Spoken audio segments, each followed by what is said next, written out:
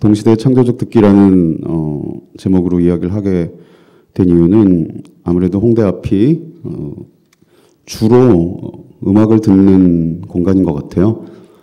이 홍익대는 미술대학이 가장 유명하지만 홍익대 앞은 음악하는 사람들, 특히 인디 뮤지션들이 마치 이렇게 그 앞에 좀 줄이셔도 될 것 같은데요. 좀만 줄여주세요. 네, 그 인디 뮤지션들이 주로 이렇게 씬을 이끌어가는 것 같아 보여요. 맞나요? 그렇게 생각 안 하세요? 여기 뭐 다른 책 만드는 분들도 계실 거고 또 뭐 영화에 관심 있는 분들도 계시겠지만 제가 생각할 땐 사실이에요. 인디 뮤지션들이 없다면 홍대 앞은 없어요. 그죠? 그래서 왜 듣기가 가장 중요한 공간이 되었을까를 생각하다가 이 시대가 듣기를 중요시하는 시대가 아닐까, 21세기가. 그런 개인적인 어떤 생각이 있어서 동시대의 창조적 듣기라는 제목으로 여러분께 제 생각을 말씀드리고자 합니다. 먼저 좀 죄송한 부탁인데요. 아마 이런 강연은 처음이실 것 같은데 다 일어나서 뒤를 돌아봐 주실래요? 죄송하지만. 네, 그러기 싫으시면 안 그래도 되는데요. 앉아서 뒤를 보셔도 되고요. 뭐 하여튼 뒤를 봐주세요. 전부. 네. 뒤를 그냥 봐주세요. 그리고 어떤 소리가 들려도 다시 돌아보시면 안 돼요.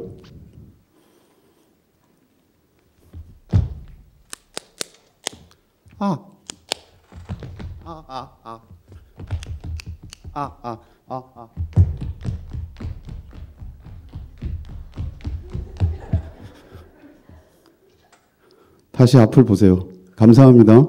따라주셔서. 여러분들이 뒤를 보고 계시는 동안 여러분들 뒤에서 소리는 들렸지만 보이진 않았죠? 네. 여러분들이 아무리 안 봐도 뒤에서 어떤 소리가 나는지는 알아요. 본다는 것은 뒤를 포기하는 일이에요. 그죠? 방금 여러분들이 경험하셨어요. 보면 무조건 앞을 보는 거잖아요. 그 뒤를 볼 수는 없어요. 뒤를 보기 위해서 돌아보는 순간 나머지 반이 또 뒤가 돼요. 본다는 것은 뒤를 포기하는 일이지만 듣는 것은 뒤를 확보하는 일이에요. 그죠? 방금 여러분들이 체험하셨어요. 뒤에서 무슨 소리가 나도 우리는 충분히 들을 수 있어요. 그 다음에 무슨 소리가 나나 돌아보죠.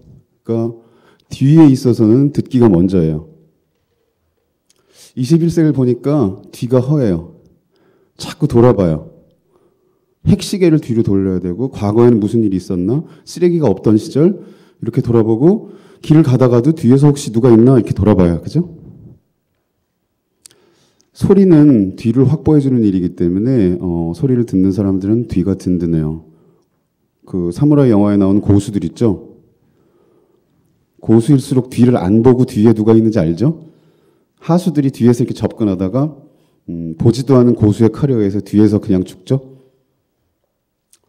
네, 우리가 사는 공간은 크게 말하면 앞과 뒤로 이루어져 있어요.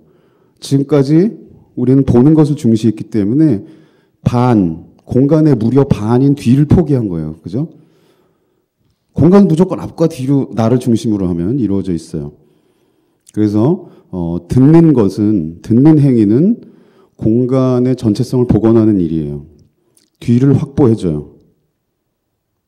그래서 요새는 소리 설치, 사운드 인스톨레이션이라는 것도 있죠. 설치는 보통 이런 물건을 설치하는 거지만 소리를 설치하기도 해요. 그렇게 하면 그러니까 설치된 작품과 공간 사이에 대화가 생기는데 그 대화가 온전한 공간을 확보해주게 돼요. 전 이 사람을 참 좋아하는데요. 로버트 모리스라는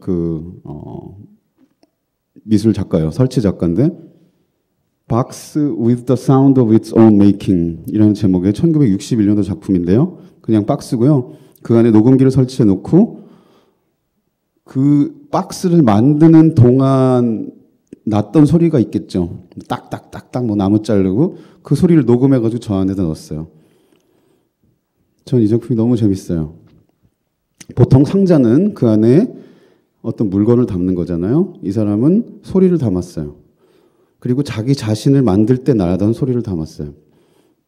다시 말해서 박스 안에 시간을 담은 거죠. 소리는 시간이기 때문에.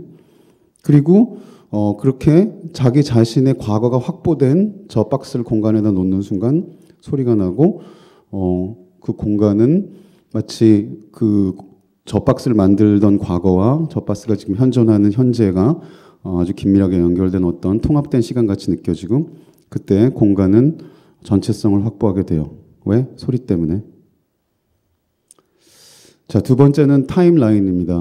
타임라인이라는 말 우리가 너무 많이 쓰죠. 트위터에서도 타임라인이라는 말을 쓰고 페이스북의 타임라인에도 수많은 사람들의 텍스트가 동기화되어 있습니다. 시간의 이야기를 해볼게요. 첫째로 아까 소리가 공간의 온전한 확보를 하게 해준다. 뒤를 보장해준다는 얘기를 했고 이번에는 시간에 관한 이야기입니다. 3분짜리 노래를 듣는다고 칩시다. 어떻게 해야 되죠?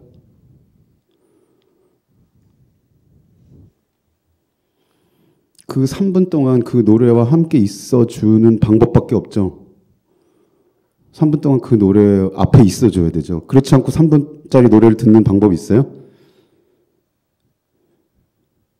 포즈 버튼을 눌렀다고 칩시다. 소리가 날까요? 안 날까요? 안 나요. 이미지는 포즈 버튼을 누르면 그 이미지로 정지되지만 소리는 포즈 버튼을 누르면 아예 안 나요. 그래서 포즈 없이 3분 동안 무조건 그 노래랑 있어줘야 돼요. 그런 것을 우리는 현존이라고 부릅니다. 현존은 presence고요. 그거는 어떤 작품이 나랑 상관없이 있건 말건 그냥 따로따로 있고 이런 게 아니라 그 작품이 내 앞에 어떤 일정한 시간 동안 같이 있는 거예요.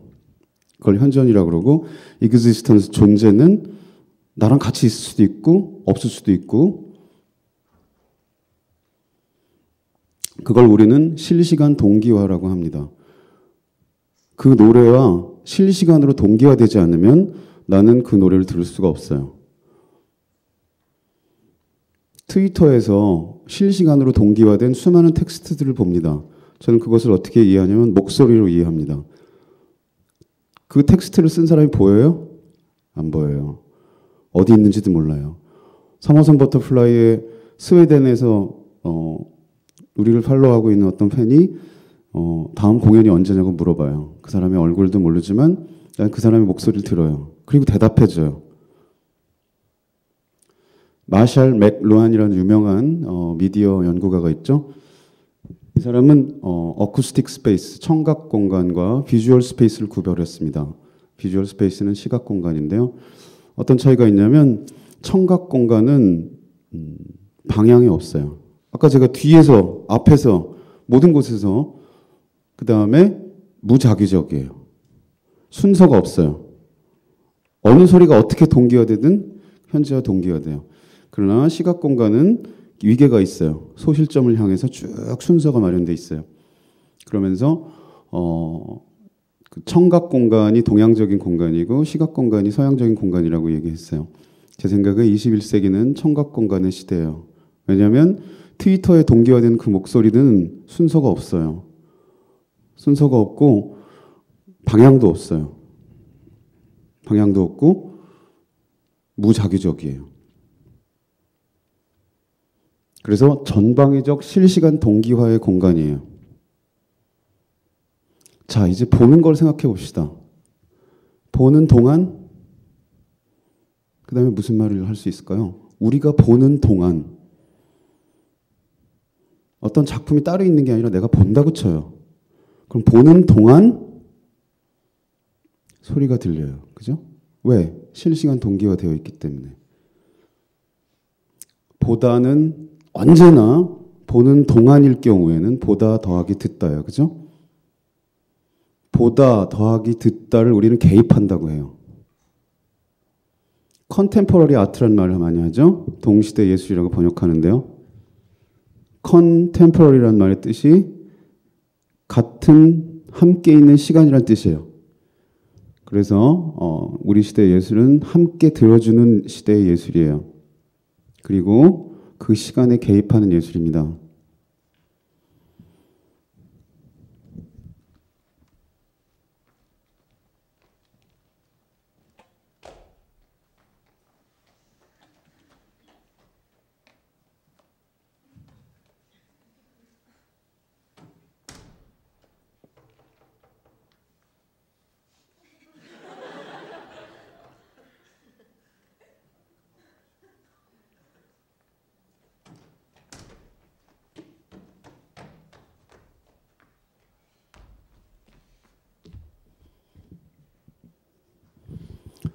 문 바깥에 있었어요. 여러분들 저를 볼 수 없었지만 딱딱딱 두드리는 소리로 바로 저 옆에 있던 친절한 학생이 저를 바깥에서 안으로 들어오게 했어요. 소리는 언제나 소통의 문입니다.